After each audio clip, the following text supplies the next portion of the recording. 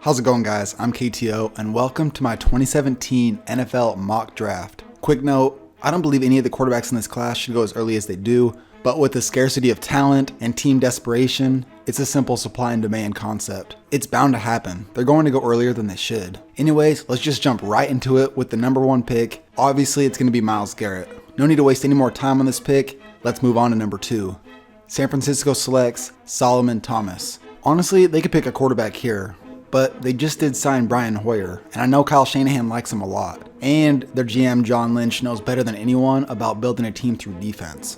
With the third pick, the Chicago Bears select Jonathan Allen. This is a pretty ho-hum pick. You see these first three picks a lot in mock drafts, but Jonathan Allen is the man. The Bears need to reignite this defense, and you always build the defense from the front. He is slightly undersized, but he more than makes up for it with his production. He is the best interior D-line prospect, and this will be a solid selection. At number 4, the Jacksonville Jaguars select Leonard Fournette. Now, this dude is going to be a beast. I know they have other needs, but after what Zeke did for Dallas last year, I just feel like this offense will drastically improve with the best running back prospect since Adrian Peterson. Number 5, the Tennessee Titans select Jamal Adams. Now, I have seen and heard a lot of good things about him. A natural and vocal leader who can carry your defense emotionally. He will bring a much-needed identity to this defense, and this could be the missing piece that makes him a playoff team. At number 6, the New York Jets select Marshon Lattimore. Now, this is another pick I could see one of the top 2 quarterbacks going, but the Jets need a new Revis Island. Marshon Lattimore is a good place to start. He has all the physical tools, the toughness, and competitive nature to be a top corner. Don't be surprised if they go quarterback, but this is pretty early. Number 7, the San Diego Chargers select Malik Hooker. After clearly missing Eric Weddle, and I'm talking from a pure leadership standpoint, they need an identity out at safety. And Malik is that man. With the right coaching, he could easily become an all-pro safety. At number 8, the Carolina Panthers select Garett Barnett. I really wanted to put Dalvin Cook here. I just don't feel he fits their power run scheme. And because of how deep this class is for running backs, they can put that off to the side and address something else. In this case, edge rusher. This dude might not be as gifted as Myles Garrett, but he had much more production in college than him, after breaking Reggie White's sack record at Tennessee. Cam was great in 2015, but a lot of their run to the Super Bowl was predicated on their defense, and they need to get back to that. Number 9, the Cincinnati Bengals select Reuben Foster. Here's another team that if Derek Barnett's still on the board, they might take him, or a top receiver, but they're going to hold off and deepen their linebacking crew. Look, Carlos Dansby is 35, and with a defense who finished 21st in the rush last year, Foster's outstanding ability against the run should make him an immediate difference maker, and it also gives him options at the end of the year with Ray Maluga. Number 10, the Buffalo Bills select Corey Davis. The Bills just re-signed Tyrod Taylor, and after they let both their wide receivers Robert Woods and Marquise Goodwin walk, he's going to need more weapons if they're going to improve their 30th ranked pass offense. The top 2 receivers are both solid options, but I feel Davis is more NFL ready with his elite ability to run routes. Pairing Davis with Sammy Watkins will make Tyrod Taylor a happy man. Number 11, the New Orleans Saints select Mike Williams. The Saints are in a similar boat to the Bills. After giving up Brandon Cooks, I feel they're in desperate need for another playmaker. And with another late first-round pick, they can snag a top-tier receiver now and focus on defense later. Williams has excellent adjustment to the football, and he made Deshaun Watson look probably better than he was at times. Number 12, the Cleveland Browns select O.J. Howard. A lot of people really want to put a quarterback here, but honestly, Hugh Jackson loves a playmaking tight end in his offense. We saw it with Tyler Eifert in 2015.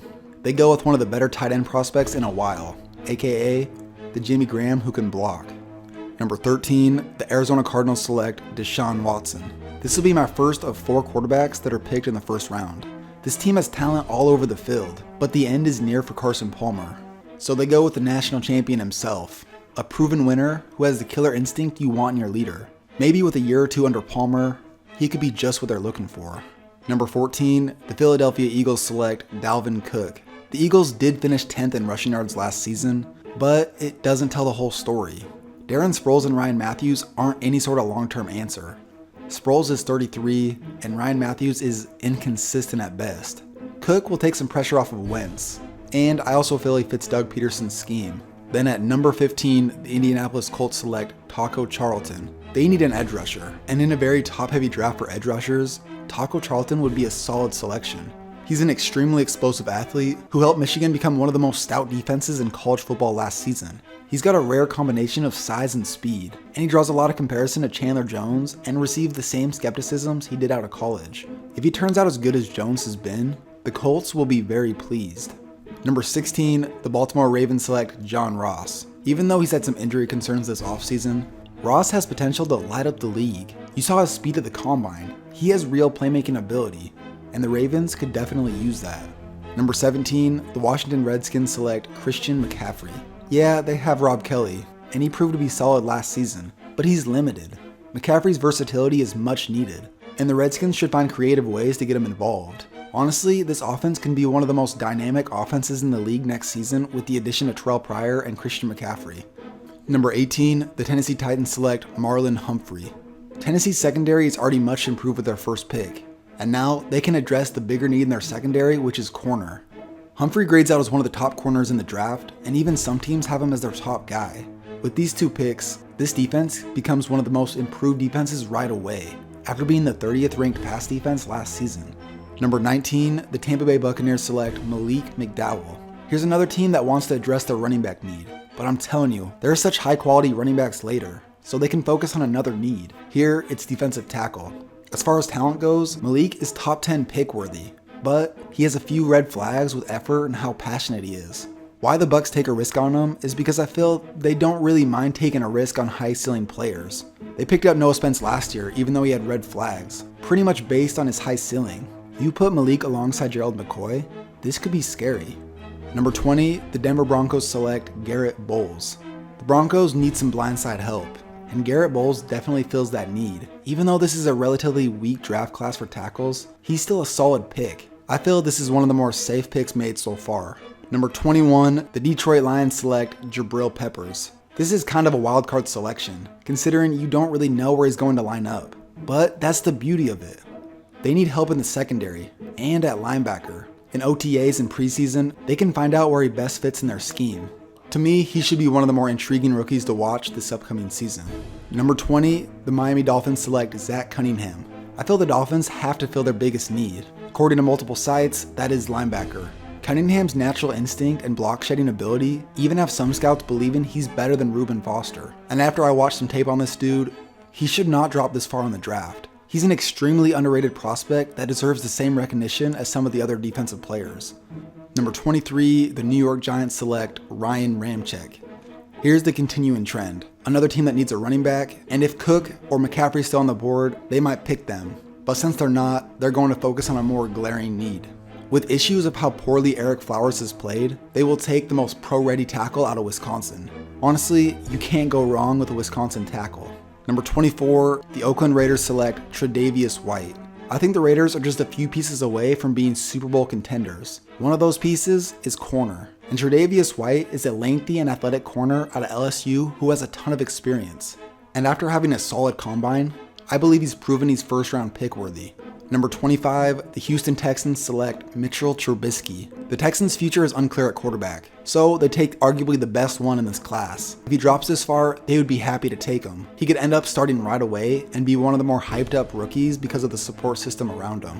Number 26, the Seattle Seahawks select Garyon Conley. With rumors swirling about Sherman being traded and just the overall need of another corner, it wouldn't be a bad option to consider one here. Conley has graded out as a top 15 pick to many experts, and I believe he'd be a solid fit in some of their cover 3 schemes. At number 27, the Kansas City Chiefs select Patrick Mahomes. The Chiefs have to think about their future a bit, and I haven't taken a risk drafting a boom or bust quarterback. He has a big arm and all the confidence in the world. Let him get some work with his staff and Alex Smith. This could be a huge payoff. Number 28, the Dallas Cowboys select David Njoku. Look, Jason Witten isn't going to play forever. It wouldn't be a bad idea to put someone to learn under the future Hall of Famer. David has elite potential and could become the next reliable Pro Bowl tight end for years. Number 29, the Green Bay Packers select TJ Watt. Now, I like this pick a lot. Brother of JJ Watt, TJ is smaller than his brother, but he can still be disruptive off the edge. After losing Julius Peppers in free agency, he can be an impact maker right away. And plus, this might be the feel-good pick of the first round. At number 30, the Pittsburgh Steelers select Deshaun Kaiser. This will be the 4th and final quarterback picked in the first round.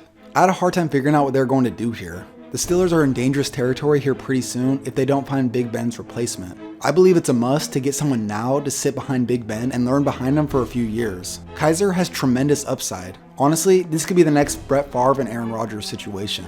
At number 31, the Atlanta Falcons select Takkarist McKinley.